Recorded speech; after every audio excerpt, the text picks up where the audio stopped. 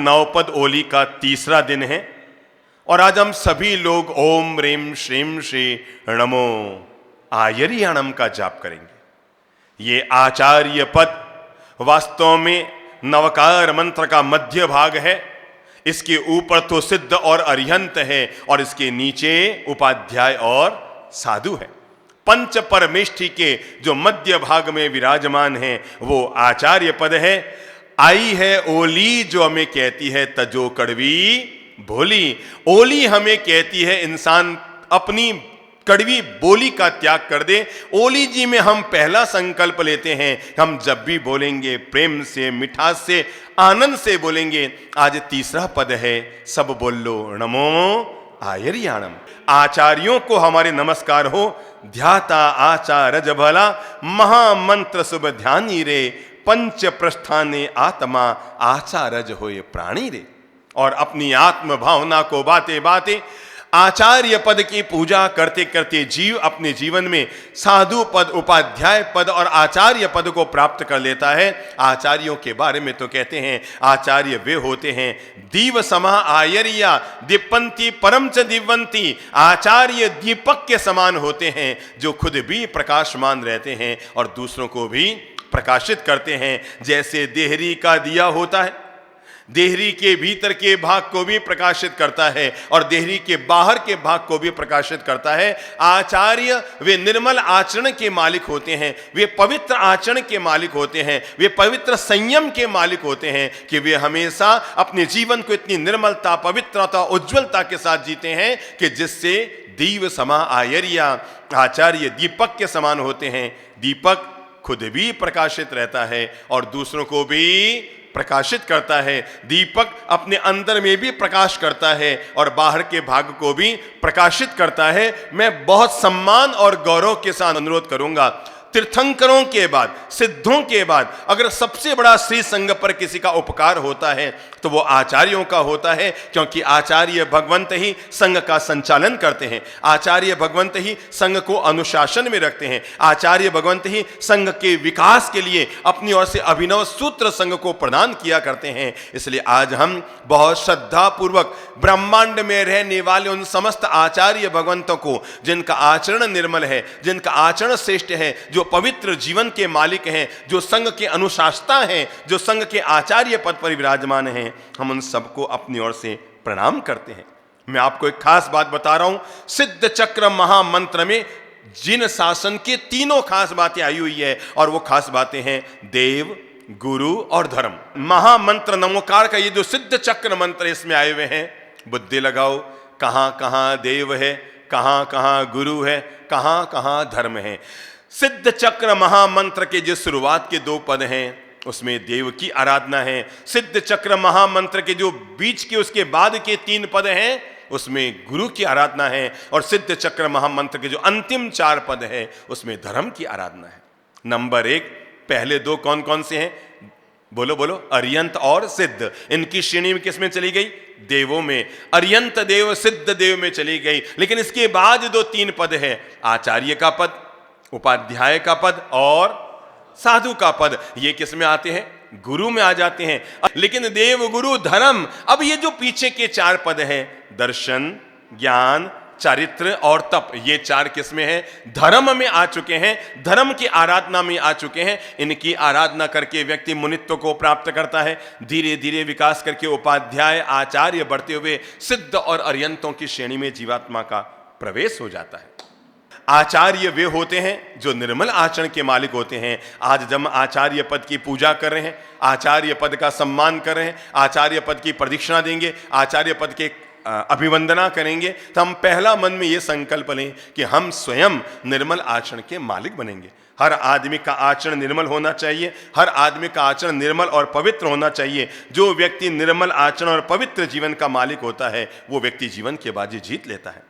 दुनिया में 4 तरह के लोग होते हैं। कुछ लोग होते हैं जो अंधकार में पैदा होते हैं पर प्रकाश में चले जाते हैं। जैसे हमारे पास नाम आता है हरिकेश बल मुनि का। भले ही चांडाल के कुल में पैदा हुए, लेकिन भगवान के शासन में आकर, भगवान के दिव्य सत्संग को सुनकर, भगवान के दिव्य वाणी को सुनकर उन्होंने भगवान का चरित्र जीवन स्वीकार कर लिया। भगवान श्री महावीर ने हमेशा एक बात कही थी, व्यक्ति कभी भी जन्म से महान नहीं होता, व्यक्ति कभी भी जाति से महान नहीं होता। आदमी जब भी महान होता है अपने कर्मों से महान होता है। कोई अगर वैश्य में जन्मा हो, कोई अगर क्षत्रिय में जन्मा हो, या कोई अगर ब्राह्मण कुल में जन्मा हो, किसी भी कुल में जन्म लेने से व्यक्ति महान और छोटा नहीं होता है। आदमी जब भी महान होता है अपने आचरण से महान होता है। कल्पना करो, एक व्यक्ति बहुत ऊंचे कुल में पैदा हुआ है पर नीचा जीवन जीता है। आदमी नीचा हुआ कि ऊंचा? नीचा हुआ। पर एक आदमी है भले ही सामान्य कुल में पैदा हुआ पर हमेशा ऊंचा जीवन जीता है। बताओ वो आदमी ऊंचा हुआ कि नीचा? व्यक्ति कभी भी अपनी जाति, रंग, वर्ण से महान नहीं होता है। आदमी जब भी महान होता है, भगवान श्री महावीर ने 2500-2600 साल पहले पूरी मानवता को जीने की राह दिखाई थी कि दुनिया में कभी भी इंसानियत का बंटवारा जाति के आधार पर नहीं होना चाहिए कि अमुक ब्राह्मण है, अमुक वैश्य है, अमुक शूद्र है या अमुक क्षत्रिय है। जातियों के आधार पर मानवता का बंटवारा नहीं होना चाहिए। आदमी हमेशा अपने कर्म से महान बनता है, अपने सत्कर्म से महान बनता है। व्यक्ति जैसा कर्म करता है व्यक्ति का वैसा ही भविष्य बनता है। तो कुछ लोग होते हैं जो अंधेरे में पैदा होते हैं पर जीवन को उजाले में ले आते हैं। हमने कई बार देखा होगा, कुछ सामान्य घर में लोग पैदा होते हैं, कच्ची बस्ती में भी लोग पैदा हो जाते हैं, लेकिन धीरे धीरे अच्छी सोच, अच्छे विचार, अच्छी मानसिकता, इसका परिणाम निकल कर आता है कि एक दिन वे दुनिया के महान व्यक्ति बन जाते हैं। लेकिन कुछ लोग प्रकाश में पैदा होकर भी अंधेरे में चले जाते हैं। किसमें? अच्छे कुल में पैदा हुए, शालीन परिवार में पैदा हुए, जिन शासन के घर में पैदा हुए, अच्छे संस्कार जीवन में आने चाहिए थे, ऊंचे घर में तो पैदा हो गए लेकिन आदमी की करनी नीची हो गई और परिणाम अच्छे घर में पैदा होकर भी अगर उल्टी आदतें पड़ गई तो मतलब पैदा तो प्रकाश में हुआ पर जीवन किधर चला गया? बोलो, अंधेरे में चला गया। तीसरी क्वालिटी के लोग वे होते हैं जो अंधकार में ही पैदा होते हैं और अंधकार में ही जिंदगी जीते रहते हैं। याद करो, पहला पैदा कहां हुआ? अंधकार में। जीवन कहां ले गया? प्रकाश की ओर। एक पैदा कहां हुआ? प्रकाश में, पर जीवन कहां ले गया? अंधकार की तरफ। हमारे पास उदाहरण मिलता है प्रभव डाकू का। आपको मालूम है, जम्बू स्वामी की प्रेरणा से जिस डाकू प्रभव ने जिन प्रवर्ज्या स्वीकार की थी अपने 500 चोर डाकुओं के साथ, आपको मालूम है प्रभव कौन था? राजकुमार था। राजा के घर में पैदा हुआ, उसने अपने जीवन में गलत दिशाएं पकड़ ली, गलत मार्ग पकड़ लिया और परिणाम उसके जीवन में गलत राह पकड़ने के कारण ऊंचे कुल में तो पैदा हुआ पर कर्म उसके नीचे चले गए। कुछ लोग होते हैं जो अंधकार में पैदा होते हैं, प्रकाश में चले जाते हैं। कुछ लोग होते हैं जो प्रकाश में पैदा होते हैं और प्रकाश में चले जाते हैं, जैसे जम्बू स्वामी प्रकाश में पैदा हुए और अपने पूरे जीवन को प्रकाश की ओर लेकर चले गए। पर कुछ लोग ऐसे होते हैं, नंबर 1 अंधकार में पैदा होते हैं, प्रकाश में चले जाते हैं। कुछ लोग प्रकाश में पैदा होते हैं, अंधकार में चले जाते हैं। कुछ लोग अंधकार में पैदा होते हैं और अंधकार में ही जिंदगी जीते रहते हैं। पर कुछ लोग ऐसे होते हैं जो जन्म भी प्रकाश में लेते हैं और जीवन को भी प्रकाश में जिया करते हैं। व्यक्ति को अपने जीवन में निर्मल आचरण का मालिक बनना चाहिए। व्यक्ति को अपने जीवन में निर्मल और पवित्र आचरण का मालिक बनना चाहिए। जो व्यक्ति निर्मल और पवित्र आचरण का मालिक बनता है वो व्यक्ति यहां भी पूजा जाता है, वहां भी पूजा जाता है, वो स्वदेश में भी पूजा जाता है, परदेश में भी पूजा जाता है। निर्मल चरित्र का मालिक व्यक्ति तो सदा हमेशा सम्मान पाया करता है। निर्मल चरित्र का मालिक हमेशा अपने जीवन को उजाले में जिया करता है। निर्मल चरित्र का मालिक व्यक्ति अपने जीवन को हमेशा पवित्रता और निर्मलता से जिया करता है।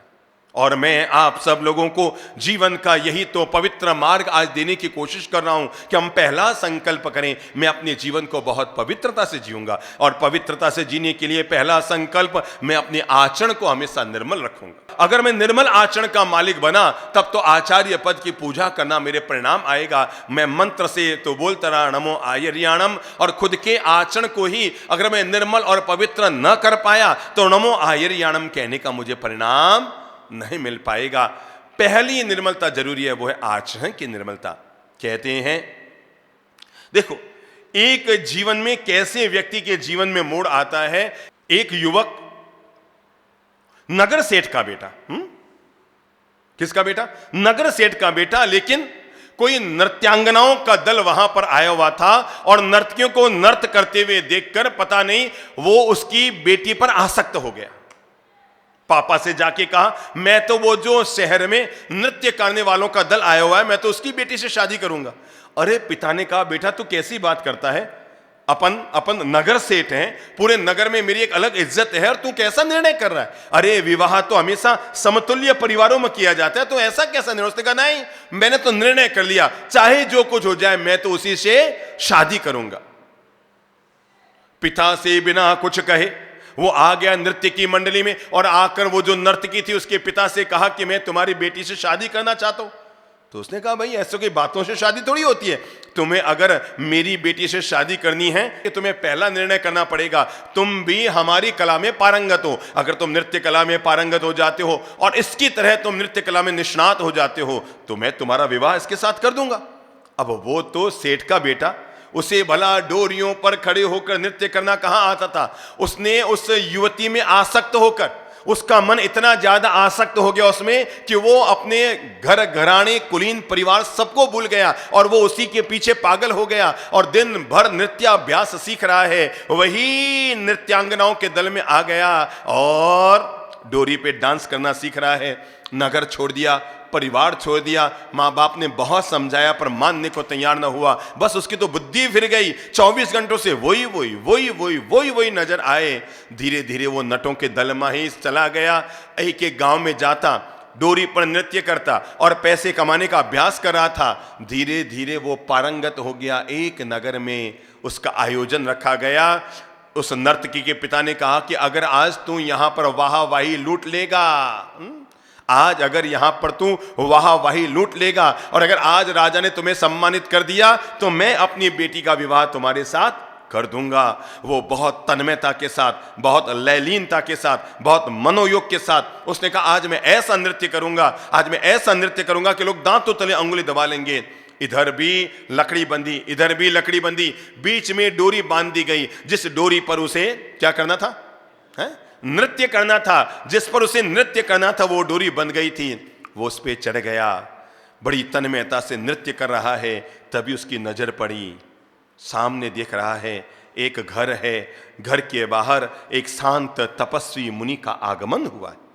पंचमहाव्रतधारी मुनि का आगमन हुआ है। घर की महिला उन्हें घर के बाहर खड़ी है, दरवाजे पर उनकी अभिवंदना कर रही है, उनसे मंगल पाठ ले रही है, उनकी स्तुति कर रही है, उनको प्रणाम कर रही है। और वो नृत्य करने वाला कुमार इस सारे दृश्य को देखता है। वो जो घर की मालकिन है वो इतनी सुंदर है, इतनी सुंदर है कि उस युवक ने इतनी सुंदर महिला कभी नहीं देखी। पर वो देखकर चौंक पड़ता है कि इस सुंदर महिला के सामने भी मुनि अगर खड़े हैं तो उनकी नजरें नीची है, उनके जीवन में संयम है, उनके चेहरे पर आभा है। उससे लगता है, ओ देखो देखो ये मुनि कितना महान है, इतनी सुंदर महिला इसके सामने खड़ी है, लेकिन इसके बावजूद इसकी नजरें फिर भी नीचे हैं। एक मैं हूं जो एक इतने ऊंचे घर में पैदा हुआ लेकिन कामासक्त होकर, और मैंने अपने घर घराने का ख्याल नहीं रखा, मैं कहां निकल कर आ गया। और कहते हैं उसकी भाव दशा सुधरी, उसकी अंतरदशा सुधरी।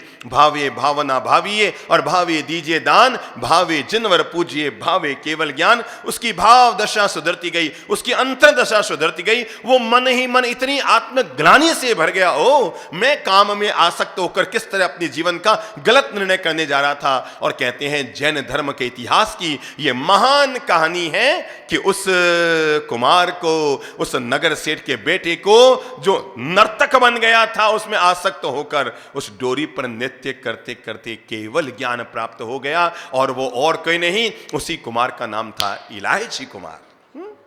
मैं ये बताना चाह रहा हूं कि ये जिन शासने पता नहीं ऐसी कितनी अनगिनत घटनाएं व्यक्ति के भाव विशुद्धि पर, व्यक्ति के निर्मल चरित्र पर, व्यक्ति के निर्मल संयम पर, व्यक्ति आचरण में पवित्र और निर्मल बन सके। आज हमें यह संकल्प लेना पड़ेगा। मैं जब आज नमो आयर्याणम की पूजा कर रहा हूं, आचार्य पद का जाप कर रहा हूं, आचार्य पद की आराधना कर रहा हूं, आचार्य पद का पूजन कर रहा हूं, तो मैं पहला संकल्प लूंगा, मैं अपने अंतर हृदय को निर्मल रखूंगा, मैं अपनी भाव दशाओं को निर्मल रखूंगा। नंबर 1, मैं निर्मल चरित्र का मालिक बनूंगा। मैं अहिंसा में विश्वास करूंगा, मैं कभी भी अपने द्वारा कभी किसी के दिल को ठेस नहीं पहुंचाऊंगा, मैं कभी किसी के मन को पीड़ा नहीं पहुंचाऊंगा, मैं ऐसा कोई कर्म नहीं करूंगा जिससे किसी दूसरे का अशुभ हो, मेरे द्वारा कभी ऐसा कोई बोल बर्ताव ना हो जिससे दूसरे के मन को ठेस लगे।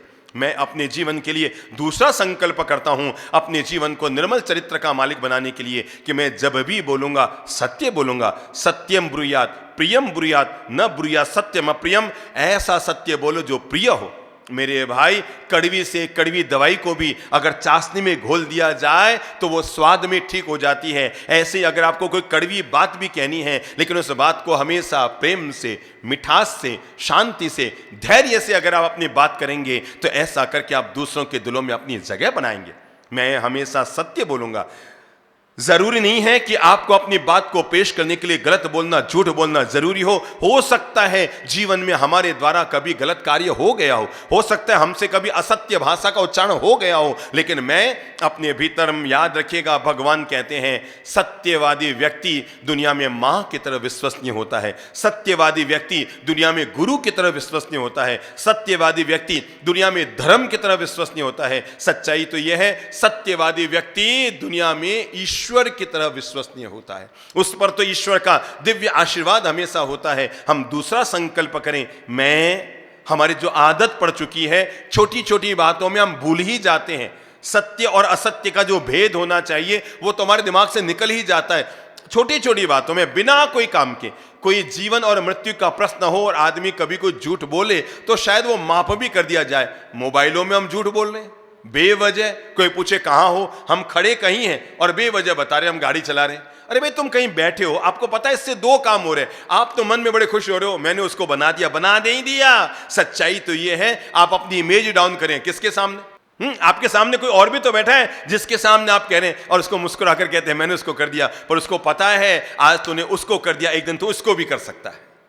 वो आदमी भाप लेता है, माप लेता है कि आदमी कितना पानी में है। कल जो उसके सामने झूठ बोल रहा है, विश्वास रखना, आपके पति अगर किसी के सामने आज झूठ बोल रहे हैं, एक दिन आपके सामने भी बोलेंगे। आपकी पत्नी आपके सामने अपनी सहेली से कह रही है हम तो अभी घर में नहीं, हम तो कहीं बाहर गए हुए हैं भाई घर में, वो कहती है मैं घर आ रही हूं, और आपने अपने पति को पूछा, उसने मना कर दे, और आपने कहा हम तो अभी घर में नहीं है, बाहर। याद रखना, आपने समझा आपने मुसीबत टाल दी, आती फिर नाश्ता लाना पड़ता, फिर व्यवहार व्यवस्था करनी पड़ती। पर एक बात ध्यान रखना, आज वो उसके सामने झूठ बोली है तो कल बारी आपकी है। तो किसी भी इंसान के लिए दूसरा जरूरी है और वो है मैं सत्यवादी रहूंगा। मैं कभी भी सत्यवादी पर हमेशा विश्वास किया जाता है। हमारे भारत का तो सबसे महान नारा है सत्यमेव जयते। विश्वास रखो, अंततः विजय हमेशा किसकी होती है? किसकी होती है? सत्य की होती है।